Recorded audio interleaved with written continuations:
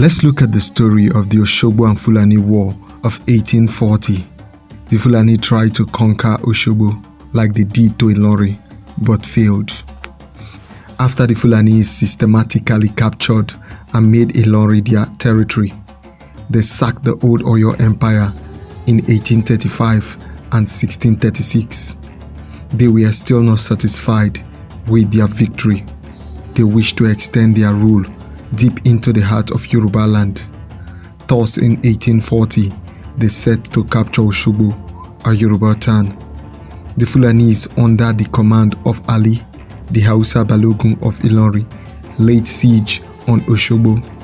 When the king of Oshogbo realized that the Ilorins were too strong for the Oshogbo army, he summoned the Ibadans to help.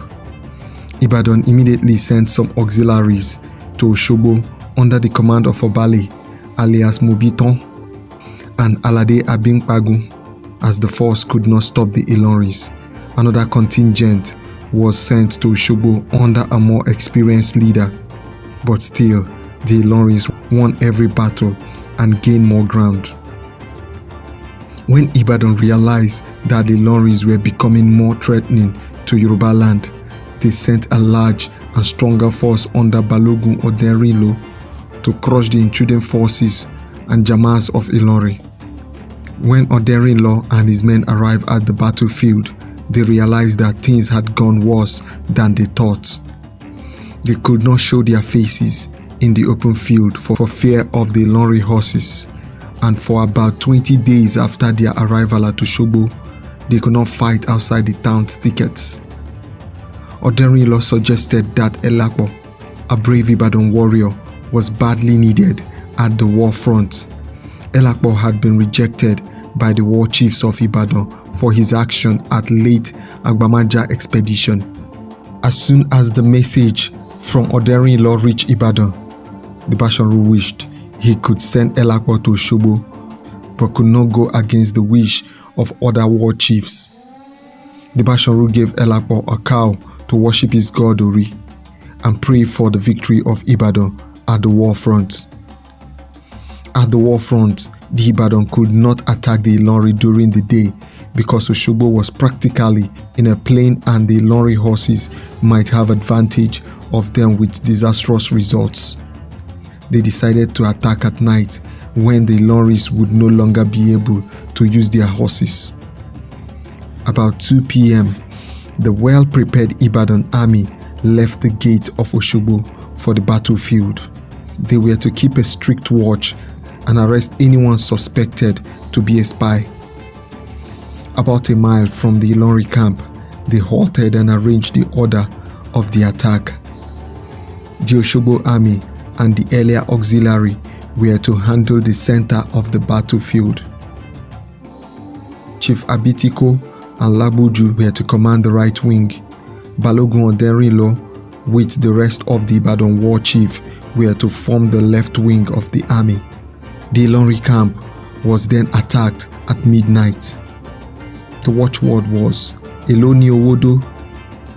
How much is the ferry fare? The reason this watchword was chosen was because the river Oshun had to be crossed in entering Oshogbo from the south, and anyone who could not tell this was likely to be an enemy. Stampede engulfed the Ilorin camp as the Ibadan army set it on fire. The Ilorins could not offer the slightest resistance. They were smoked with the gunpowder of the Ibadan guns. The attack was a success for Ibadan. Some Ilorin war chiefs were captured in the attack. Prominent ones were Jimba, the head of the emir, one of the sons of Ali, the commander of Chief Lateju, Ajikobo, the Yoruba Balogun of Ilorin. The first two were released, while the later two, being Yoruba by birth, were regarded as traitors and were executed. This was a huge victory for the whole of Yoruba land. After the Oshogbo victory, Ibokun and Ijesha town, not far from Oshogbo, was taken by the Ibadan for being an ally to Ilorin. After this war, Ibadan later became a formidable war machinery that later prosecuted many other wars with resounding victories. Notable among the wars were the Kiriju War, where the Ibadan warlords formed a historic alliance with the Igbajos. Even though Igbajo became the war front for many years that the war lasted, it was never captured by the raging Ekiti-Parappa warriors. Rather, it was a place where many of them met their Waterloo. Notable among the warriors were Fume Fabumi Okemesi, Ogedengbe Abogun, Oboro of the Ijesha, Latosa of Ibadan, to mention a few. There were many more great warriors of that time. It's worthy to note that the Kiriju War was the last war in Yoruba land.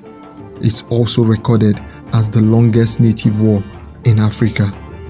Since then, Yoruba people have continued to build strong bonds among themselves, and they have sustained the peace. Thank you for following up today's edition of Motherland. Do well to like and comment on our content, and also do well to subscribe to help this channel grow. See you in our next episode.